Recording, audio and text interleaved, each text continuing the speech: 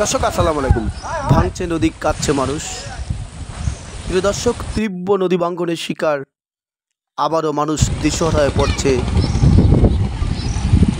পশ্চিম সাদিকপুরের পাঁচপাং ওয়ার্ডের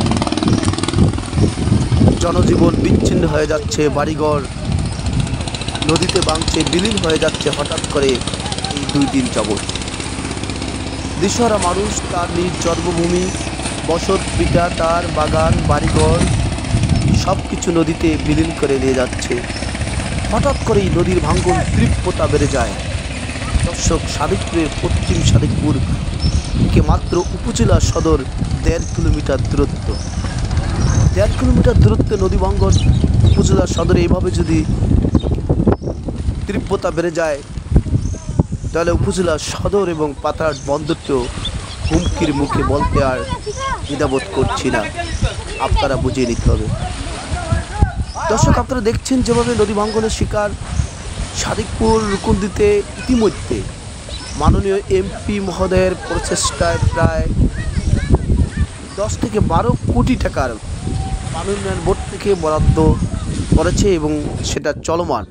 লালমিয়ারহাট থেকে অর্থাৎ সাদিকপুর সরকারি প্রাথমিক বিদ্যালয় পর্যন্ত। কিন্তু সরকারি প্রাথমিক বিদ্যালয়ের পশ্চিম পাশ থেকে যেই মাতাব্বর বাড়ি পর্যন্ত যে অংশটুকু, সে অংশটুকু এখন ভাঙ্গনের তীব্রতা শিকার। অর্থাৎ এই প্রান্তটু সাদিকপুরের স্কুল থেকে স্কুল রক্ষা আপাতত গত বছর প্রায় 4 কোটি টাকার প্রকল্পর কাজ যখন তাৎক্ষণিক 1,20,000 বস্তা ডাম্পিং করা হয়েছে, তখন স্কুলটি রক্ষা পায় মাত্র 10 হাত দূরত্বে নদী থেকে। আল্লাহর রহমতে সেই স্কুলটি রক্ষা পেল।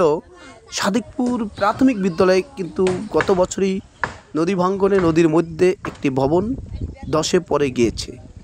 কিন্তু এখন সাদিকপুরের পশ্চিম সাদিকপুরের যে অংশ সরকারি প্রাথমিক বিদ্যালয়ের থেকে, অর্থাৎ চাপরাশি বাড়ি, মাতাব্বর বাড়ি, আকন বাড়ি, ব্যাপারী বাড়ি, এই বড় বড় যে বাড়িগুলা, মসজিদ, মাদ্রাসা সহ মন্দির একদম বিলীন হয়ে যাচ্ছে। এখনই দেখার সময় দর্শক।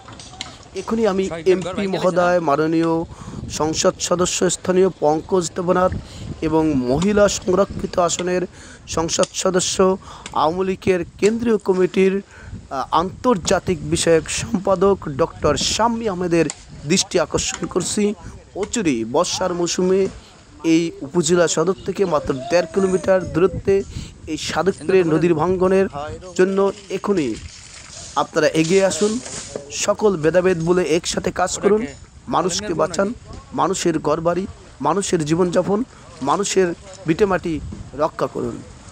মাননীয় 2 জন সংসদ সদস্য কাছে বিনীত অনুরোধ করছি আমরা, আপনারা নদী ভাঙ্গনের দিকে একটু ভালোভাবে নজর দিন, মানুষের জন্য কাজ করুন। ভালো থাকবেন, নদী ভাঙ্গনের মানুষের পাশে দাঁড়াবেন। আসসালামু আলাইকুম।